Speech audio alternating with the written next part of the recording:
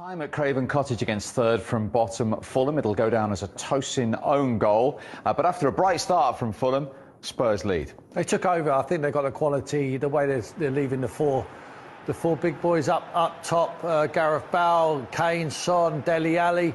They're causing them all sorts of problems. They're very brave in their positioning.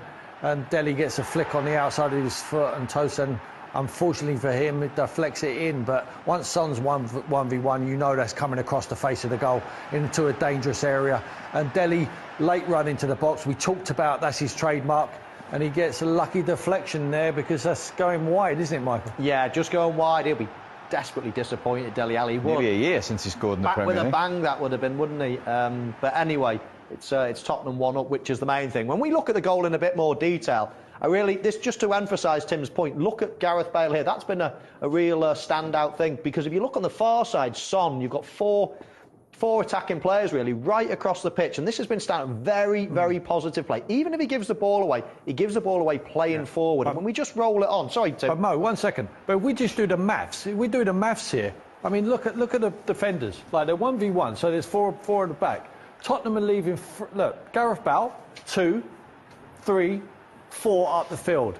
So how many are they kept back? They've got 4, obviously defending them, but Harrison Reed, Loftus-Cheek or Lamina in the midfield, 6. You do the maths. They can only win a possession game there, Tottenham. So he's causing them a problem straight away by being brave in the way they're just leaving bodies up the field. There's 4. They've got to leave 6 back, and don't forget the goalkeeper, 7. Tottenham can only win a numbers game then on the passing. And when we look at Bale in a little bit more detail, if we just roll it on, just watch him. He's thinking forward. Look how many different glances there. 1 to Kane, 2 to Kane.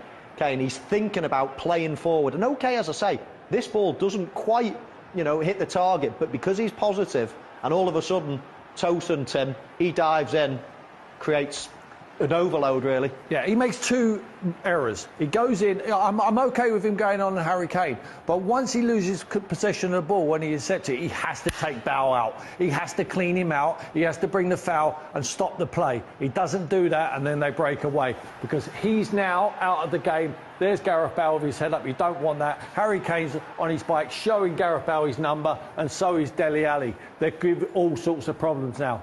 So from a 4v4, Steve, with all of a sudden, once Bale plays the ball through to Ali, it's a 3v2, and then Fulham are in big problems. I actually think Bale's ball is only average for Dele Alli. It bounces on the back of his leg. I think he's got more space to hit in front of him. But as it happens, he brings Son into the game, and they maraud forward, and that's where the goal comes from. But as you see there, 3v2 from a 4v4 position, all of a sudden, in the blink of an eye, it's 3v2. Tosin's already made 2 mistakes, and there's the hat-trick. 1-0. He does well to get back. It is 1-0. Big question, should Tottenham have had a penalty in that first half as well? You go first, Tim. Yeah, possibly. I mean, Harry Kane lays the ball back to Ndombele now. Look at the disguise on this pass. Everyone thinks he's going to shoot. I was looking to make a save myself there. And then Harry Kane just gets clipped. I don't think it's a clear and obvious error, I have to be honest. I don't think there's a lot of contact there. I'm sure there's contact because I'm sure Harry Kane doesn't go down if there's not. But when they've looked here, I'm not sure if that's an error. Well, fantastic pass from Ndombele. Jarrod Gillett, the VAR official, had a look and didn't even ask the referee to go across. Yeah, I think it's a penalty.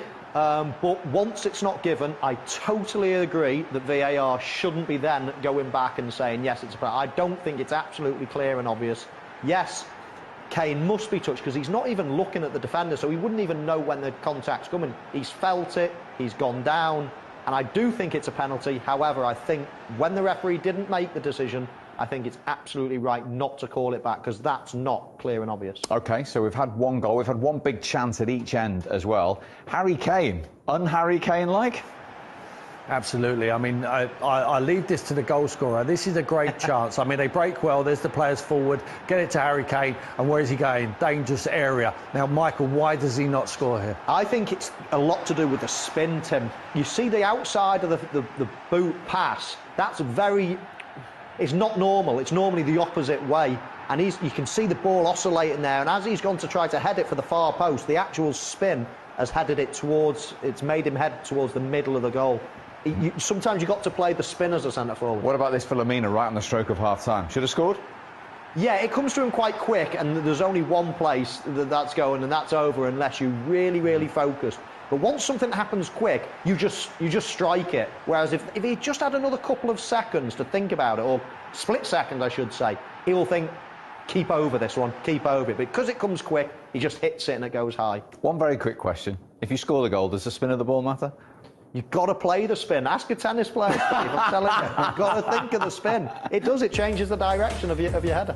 It is spinning Jose's way at the moment. No goals in the other early kick-off of the Hawthorns between West Brom and Everton.